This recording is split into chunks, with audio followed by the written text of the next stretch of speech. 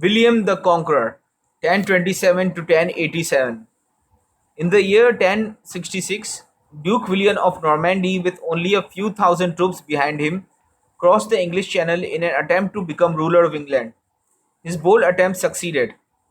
The last time that any foreign invasion of England has been successful, the Norman conquest did far more than obtain the throne of England for William and his successor. It profoundly influenced all subsequent English history, in ways and to an extent that William himself could scarcely have envisioned. William was born about 1027 in Falaise, a town in Normandy, France. He was the illegitimate but only son of Robert I, Duke of Normandy. Robert died in 1035 while returning from a pilgrimage to Jerusalem. Before his departure, he had designated William to be his heir. Thus, at the age of 8, William became Duke of Normandy.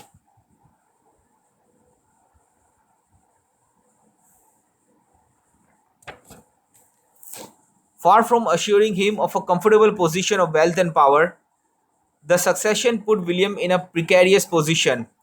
He was only a little boy, and he was the overlord of feudal barons who were grown men. Not surprisingly, the barons' ambition was stronger than their loyalty, and a period of severe anarchy followed, during which three of William's guardians died violent deaths, and his personal teacher was murdered. Even with the help of King Henry I of France, his nominal overlord, William was lucky to survive those early years. In 1042, when William was in his mid teens, he was knighted. Thereafter, he took a personal role in political events. After a long series of wars against the feudal barons of Normandy, William finally succeeded in gaining firm control of his duchy. In 1063, he succeeded in conquering the neighboring province of Maine, and in 1064 he was also recognized as the overlord of the neighboring province of Brittany.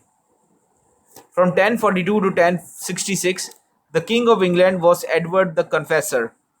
Since Edward was childless, there was much maneuvering for the succession to the English throne.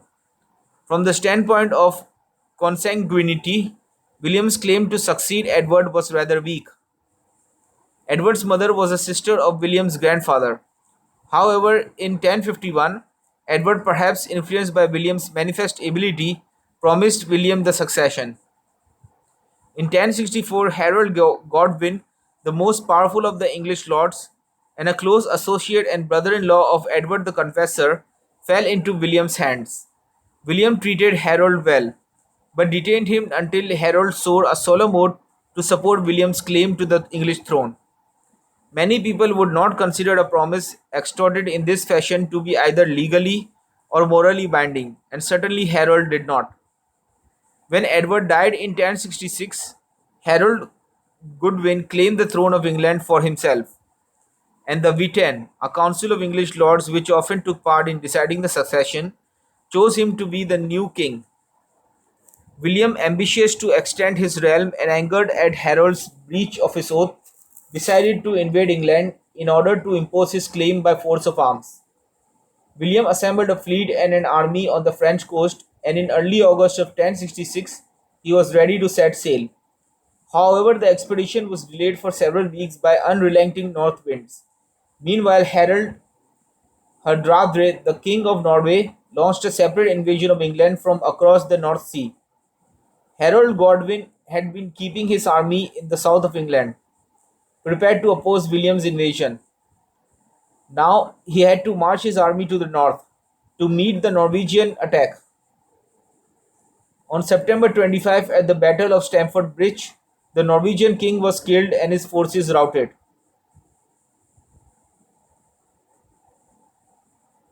Just 2 days later, the wind changed in the English Channel, and William promptly transported his troops to England. Perhaps Harold should have let William march toward him, or at least he should have fully rested his troops before offering battle. Instead, he quickly marched his troops back south to fight William. The two armies met on October 14, 1066 at the celebrated Battle of Hastings. By the end of the day, William's cavalry and archers had succeeded in routing the Anglo-Saxon forces. Near nightfall, King Harold himself was killed. His two brothers had been killed earlier in the battle, and there was no English leader remaining with the stature to raise a new army or to contest William's claim to the throne. William was crowned in London that Christmas Day. Over the next 5 years, there were a series of scattered revolts, but William surprised them all. William used these revolts as a pretext to confiscate all of the land in England and to declare it his own personal property. Much of it was then dispensed to his important Norman followers, who held the land under feudal tenure as his vassals. As a result, virtually the entire Anglo Saxon aristocracy was dispossessed and replaced by Normans.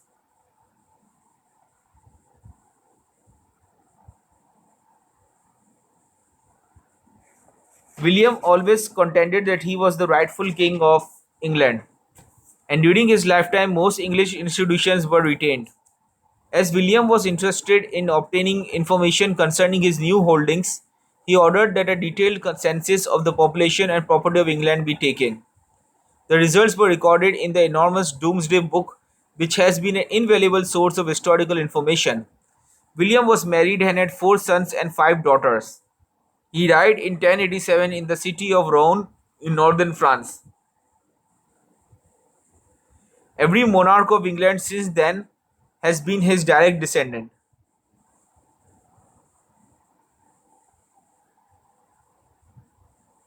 Curiously, although William the Conqueror is perhaps the most important of all the kings of England, he himself was not English, but French.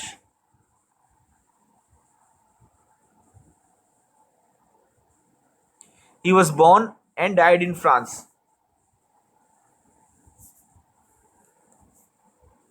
lived almost his entire life there, and spoke only French. He was incidentally illiterate. In assessing William's influence upon history, the most important thing to remember is that the Norman conquest of England would not have occurred without him. William was not the natural successor to the English throne, and save for his personal ambition and ability, there was no historical reason or necessity for the Norman invasion. England had not been invaded from France since the Roman conquest 1,000 years earlier. It has not been successfully invaded from France or from anywhere else in the 9th century since William's day.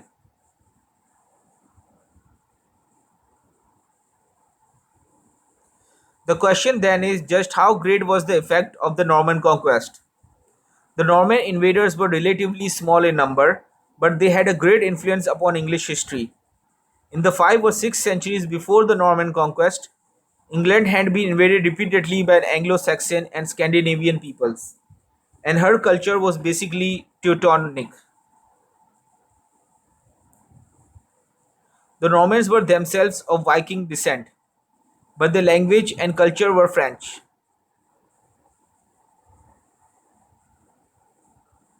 The Norman conquest, therefore, had the effect of bringing English culture into close contact with French culture.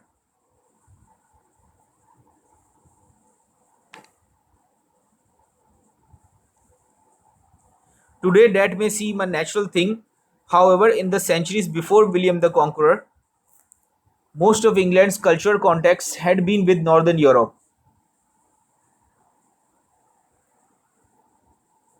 What resulted in England was a blend of the French and Anglo-Saxon cultures, a blend which might not have occurred otherwise. William introduced into England an advanced form of feudalism. The Norman kings, unlike their Anglo-Saxon predecessors, thereby had at their command a force of several thousand armed knights, a powerful army by medieval standards.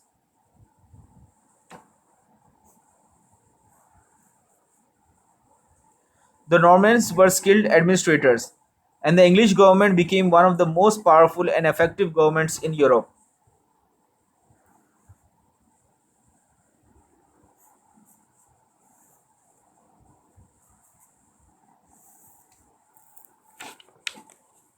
Another interesting result of the Norman conquest was the development of a new English language. As a result of the Norman conquest, there was a large infusion of new words into English. So large, in fact, that modern English dictionaries include more words from French or Latin origin than of Anglo Saxon derivation.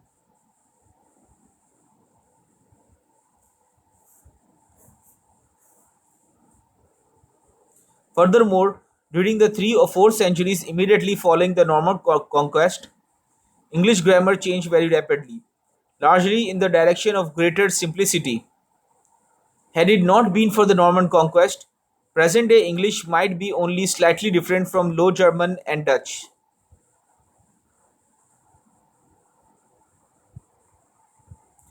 This is the only known instance in which a major language would not exist in anything like its present form,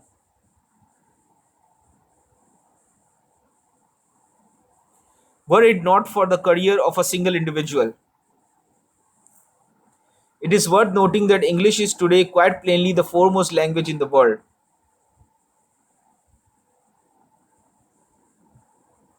One might also mention the effect of the Norman conquest upon France.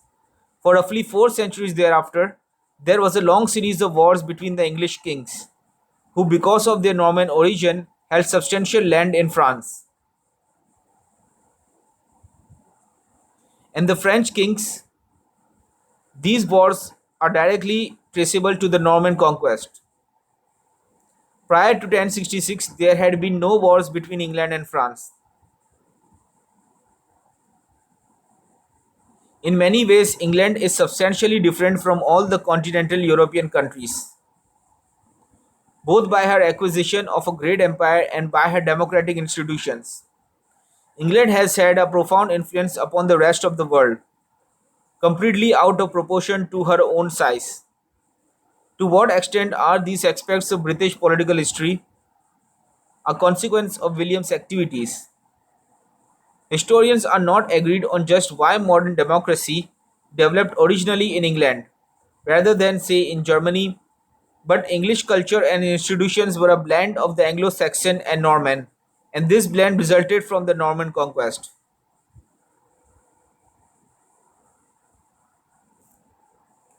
On the other hand, I hardly think it reasonable to give the despotic William too much of the credit for the later growth of English democracy. Certainly, there was precious little democracy in England in the century following the Norman conquest. With regard to the formation of the British Empire, William's influence seems more clear. Prior to 1066, England had invariably been on the receiving end of invasions.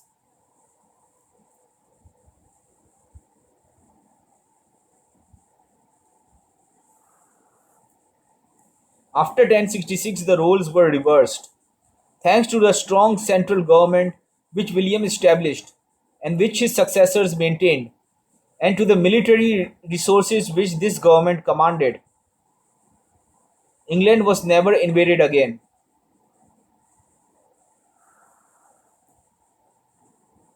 Instead, she was continually engaged in overseas military operations.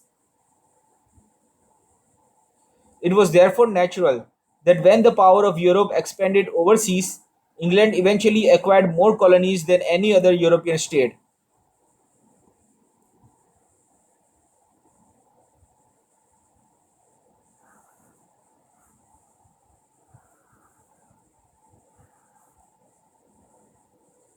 One cannot, of course, give William the Conqueror the credit for all later developments in English history, but surely the Norman conquest was an indirect factor in much of what later occurred. The long term influence of William is therefore very great.